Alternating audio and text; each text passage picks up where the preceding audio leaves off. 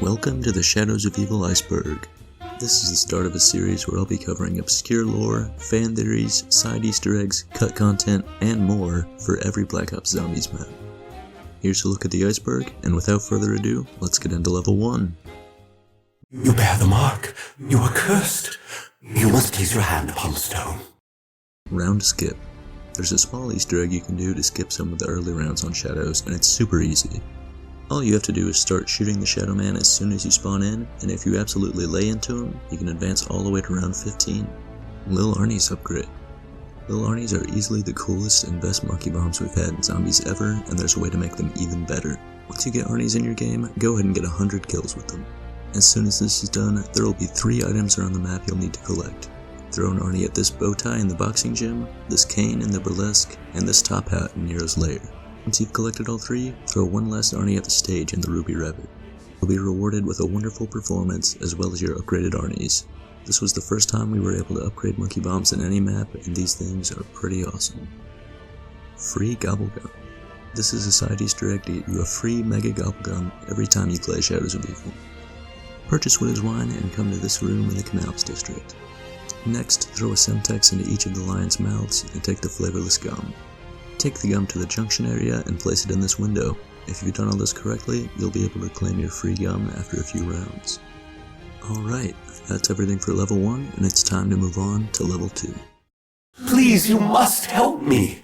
Only together can we prevent the destruction of your world. Green light.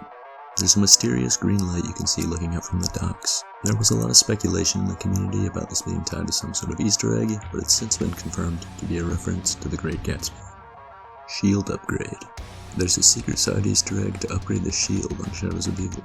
To do this, you'll need to ram 10 or more zombies 12 times in a row. The upgraded shield turns into the Goddard apparatus. This holds one more charge and takes some extra hits.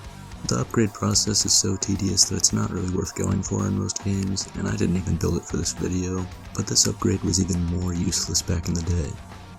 On launch, once your upgraded shield broke, that would be it. You would have to pick up a regular shield and start this process all over again. Thankfully nowadays, the upgrade is permanent and can be used for the rest of your game. Upgraded trip mines. By blowing up zombies with trip mines at every donut cart or cream cake cart around the map, you can make your trip mines explode donuts or cream cakes. For some odd reason, this also changes the pickup prompt from pickup trip mine to pickup bouncing Betty. Release date. This one is super simple, but a nice little Easter egg nonetheless. There's a sign in the Footlight District with a movie premiere date, November 6th. This is of course the same day Shadows of Evil released, almost 10 years ago. That wraps up level 2, and it's time to move on to level 3. Here we go. The ritual has begun. Gold Civil Protector. The Civil Protector is everyone's favorite RoboCop, and he can actually be upgraded inside Shadows of Evil. After trapping the Shadow Man and the Summoning Key, you can call in the upgraded Civil Protector, who will be decked out in gold and carrying a pack-a-punched weapon. There are a few other interesting things about this guy, including the fact that he kinda looks like the Origins robot, wears badge number 115, and bleeds if you knife him. Jump Scare. After completing all the rituals within the map, players can trigger a zombie Richtofen jump scare by looking at this window by the docks with a sniper rifle. Margwa Head. The Margwa Head is a wearable hat in Shadows of Evil that can protect you from the Margwa's slam attack. To obtain it, you'll need to defeat 6 Margwas and then shoot 6 Margwa hearts while riding the tram. You have to shoot all 6 within 2 tram rides, but you have unlimited attempts if you fail. Once this has been done correctly, you can claim the Margwa Head. Apothicon Servant upgrade. Nowadays, when you hop into a game of Shadows, there is no way to upgrade the Apothicon Servant. But this actually wasn't the case back when the map first released. When the map first launched, players could upgrade the Apothicon Servant simply by switching to it right before placing a normal weapon in the pack-a-punch. This upgraded variant even had its own name, Arbogwath. This was quickly removed from the game, and now the only way to get an upgraded Apothicon is by playing Revelations. Moving on to level 4, and things are starting to get a bit more interesting. Why did you kill? Mob of the Dead connections.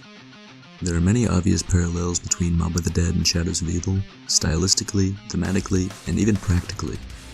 Both maps feature a celebrity cast trapped in a nightmarish reality brought upon them by the weight of their own sins. Shadows brings back the satanic imagery of Mob with a Lovecraftian twist. The Pack-a-Punch camos on both maps are very similar, and Beast Mode is the foil to Afterlife. Jack Vincent references all four of the mobsters through character quotes, and there's even a free 500 points Easter egg that directly references Sal. Icarus can be seen flying over the city after opening Pack-a-Punch. The Escape from the Tomb movie poster appears in both maps, and there's even a map of Alcatraz in one of the train stations. It seems clear that the mobsters must have lived in Morgue City at some point, and perhaps the destinies of all 8 characters are intertwined. Noir Mode. You can turn your game of Shadows black and white by shooting this picture in the boxing gym and interacting with it. This is very reminiscent of the black and white steps in Mob of the Dead's Easter egg, and yet another connection for the ever-growing list. Origins connections.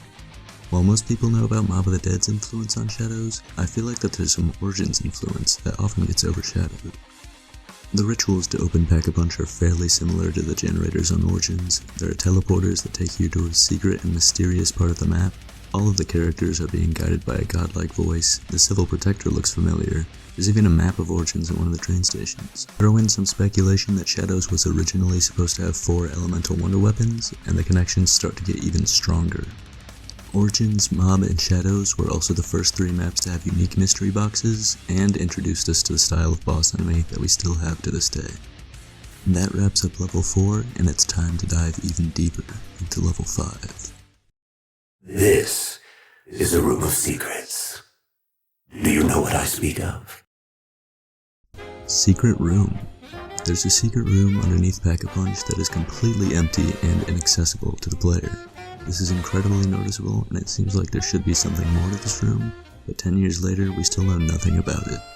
Picture Day. These pictures in the boxing gym all feature Treyarch developers. Blundell's. This storefront in the Junction area seems to belong to somebody named Blundell. This is obviously a reference to the Zombies director at the time, Jason Blundell.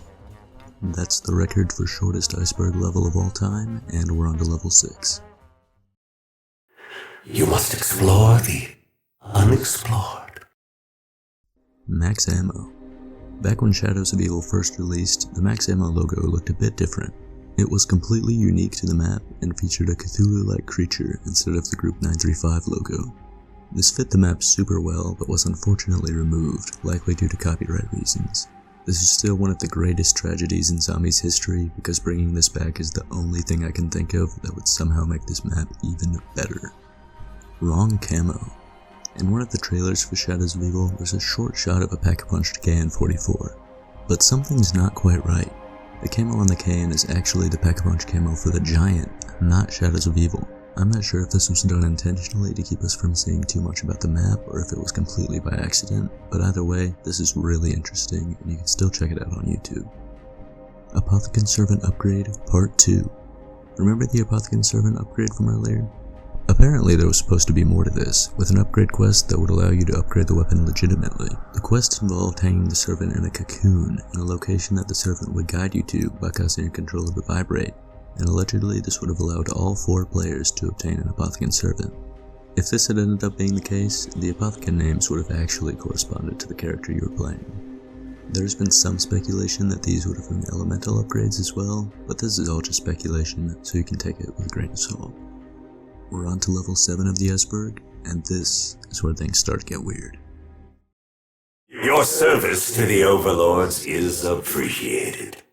Our complete assimilation of this dimension will now proceed. Apothecon Servant names. The Apothecon Servant has 4 different names, but we don't actually know why this is the case. There has been speculation that the names depend on the character you're playing as, but this doesn't seem to be the case. There is also a theory that states that the name is that of the Margwa, whose heart you take to build the servant. In any case, the names are Marastagwa, Narulakwa, Kormarath, and Lor Zarazor. Apothecon Sword names. Similarly to the Apothecon Servant, the Apothecon Swords also have unique names, but these do depend on the character wielding them. My apologies to any Apothecon viewers, because I'm about to butcher these. Nero wields the Marath Zarguamat. Jack wields the Alamargor Zortuk. Jessica wields the Astanar Nethergast, and Floyd wields the Shabozor Ulagwa. If you thought those names were absurd, buckle up because the upgraded ones are even crazier. In the same character order as before, the reborn swords become Shaitan Lukrima Hagra, Krilasha Luamkalit, Goalu Lukartan, and Chrysalit La Hamam. Apothecan language. If you were wondering what any of those names meant, you're in luck because the community has somehow managed to translate the Apothecan language. Using these translations, we can reveal the meanings of each Apothecan servant and sword name. Marastagwa translates to Shadow Servant, Naralagwa translates to Teeth Consume, Kormarath translates to Eclipse Shadow, and Lor Zazor translates to Flow Decay or Radiate Decay. I will not be reciting the sword names again, but Nero's sword translates to Shadow Star, while his reborn sword translates to Transcendent Eclipse. Jack's sword translates to Cursed Eye, while his reborn sword translates to Eye of Eternity. Jessica's sword translates to Skull Gatherer, while her reborn sword translates to Teeth of Fear, and finally, Floyd's sword translates to Heart Eater, while his reborn sword translates to Blood and Chaos. I'm gonna go deal with all the demons I just summoned to my house, and then we'll move on to our final level. Wait! What are you doing? You are but mortals! Ah! Shadowman's influence. During the events of Shadows of Evil, the crew slowly learns that the Shadowman is a master manipulator, but you don't realize just how much he's manipulated the lives of our characters unless you dive a little deeper into the lore. The Shadowman was not simply watching the Shadows crew and waiting, but rather subtly pushing them to commit their evil deeds. The Shadowman poses as multiple different individuals to influence the crew.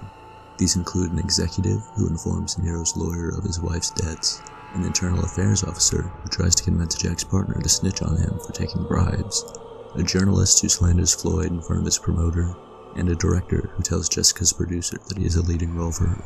All of these actions push our characters to the point of desperation, and all of it is completely made up. Do not disturb. This is a reference to the crew never answering their phones. Each character misses a very important phone call before committing their respective murders. Nero misses a call from his lawyer stating that his wife had forged his signature, so Nero didn't actually have any debt. Jack misses a call from his partner assuring him that he won't snitch to internal affairs. Floyd misses a call from his promoter saying that he had a legitimate shot at the title fight, which would have fallen on January 15th by the way. And Jessica misses a call from her producer saying that he had a weird feeling about that shadowy director guy, but he got her a different lead part in a musical. All four were calling with great news that would have talked the crew off the ledge, and all four got sacrificed because the cell service in 1940s Chicago sucks. No good deed, huh? Nero's visions. Nero has several quotes alluding to the possibility that he has some prior knowledge on the events of the map. He finds both the Shadowman and Summoning Key familiar, as if he's seen them in a dream, and as the events of the Easter egg unfold, he realizes that a book he's been reading has depicted these very same events. It's theorized that Nero's experimentation with black magic led him into the possession of some Chronorium-esque book, or even a version of the Chronorium itself. It's also more or less confirmed that the Shadowman did in fact begin to appear in Nero's dreams prior to the events of the map playing out. Whatever the case, it's clear that Nero has a more pivotal role in the map than the rest of the crew, and he remains a very mysterious character to this day. And that concludes the Shadows of Evil Iceberg. I really hope you've enjoyed and learned something new, and if you did, it would be great if you would consider leaving a like. Also, be sure to subscribe if you're curious about more map icebergs, because I'll be doing this for every single Black Ops map, and Horizon Drac is next. I know it's not typical for icebergs to be this short, but I hope you guys have enjoyed the shorter form content, and I'll probably be compiling them all once I have every map for a game.